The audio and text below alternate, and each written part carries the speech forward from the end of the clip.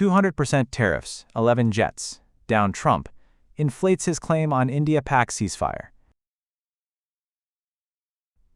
Qatar pledges $1 billion to support Board of Peace initiatives. Kim Jong-un opens rare workers' party Congress, signals nuclear push. South Korea's ex-president sentenced for life over martial law attempt.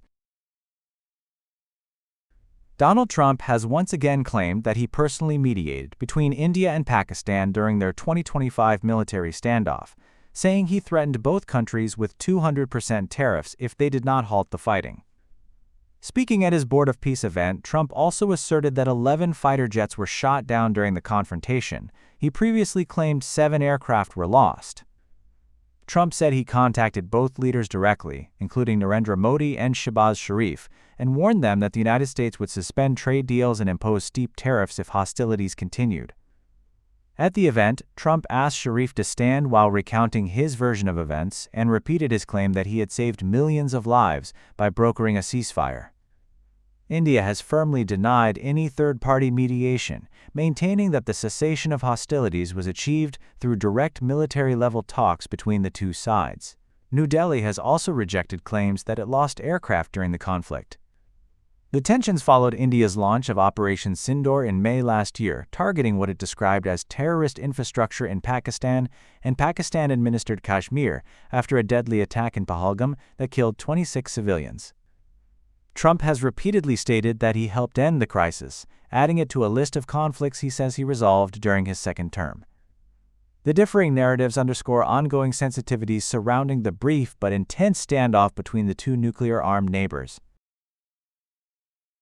Qatar has pledged $1 billion in support of the newly formed Board of Peace during its inaugural meeting in Washington. Mohammed bin Abdul Rahman Al Thani said Doha remains committed to mediation efforts between Israel and Hamas and to pursuing a lasting resolution to the Israeli-Palestinian conflict. He stated that under the leadership of Donald Trump, the Board of Peace will work to implement a 20-point plan aimed at securing both Palestinian statehood aspirations and Israeli security guarantees. The Qatari Prime Minister said the $1 billion pledge would help advance what he described as a just and lasting resolution, while also supporting humanitarian coordination in Gaza alongside United Nations partners. The Board of Peace was established to promote peace-building in Gaza and broader global conflict mediation. U.S. officials say additional countries have since joined the initiative. A U.S.-backed ceasefire has been in place in Gaza since October 10, ending 2 years of intense fighting that left tens of thousands dead and injured. However, Gaza authorities report that violence has continued in some areas, despite the truce. The pledge marks one of the largest financial commitments so far to the Board of Peace's diplomatic and humanitarian efforts. North Korea's ruling Workers' Party has opened a major congress in Pyongyang, a highly choreographed political gathering expected to outline the next phase of the country's nuclear weapons program. Kim Jong-un delivered the opening address at the House of Culture, where senior party officials assembled for the once-in-5 years event. The Congress traditionally concludes with a large military parade showcasing new weapons systems. In his speech, Kim declared that North Korea had overcome its worst difficulties since the last Congress in 2021 and was entering a new period of confidence. He called for economic improvement and higher living standards, while also criticizing what he described as defeatism and weak leadership within the party. At the same time, Kim signaled further strengthening of the country's nuclear arsenal.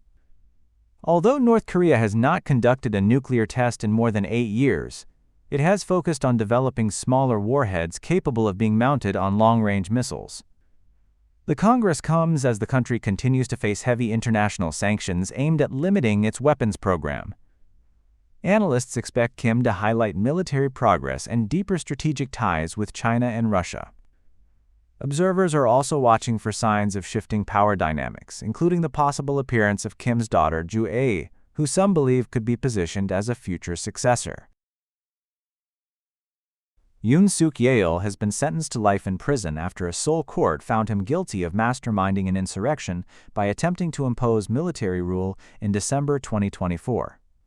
The court ruled that Yoon deployed troops to seal off the National Assembly and ordered the arrest of political opponents in a bid to subvert the constitution. Presiding Judge Ji Guion described him as the insurrectionist leader and said his actions caused profound damage to South Korea's democracy. Prosecutors had sought the death penalty. However, South Korea has not carried out an execution since 1997, meaning a death sentence would likely have amounted to life imprisonment in practice. Yoon's declaration of martial law lasted only a few hours before lawmakers forced their way into parliament and overturned the order. He had claimed the move was necessary to counter so-called anti-state forces, but the court determined it was driven by domestic political struggles. The verdict has deepened divisions in the country. Supporters gathered outside the courthouse in protest, while opponents demanded the harshest punishment. Several other senior officials have also received lengthy prison terms in connection with what judges described as an insurrection from the top.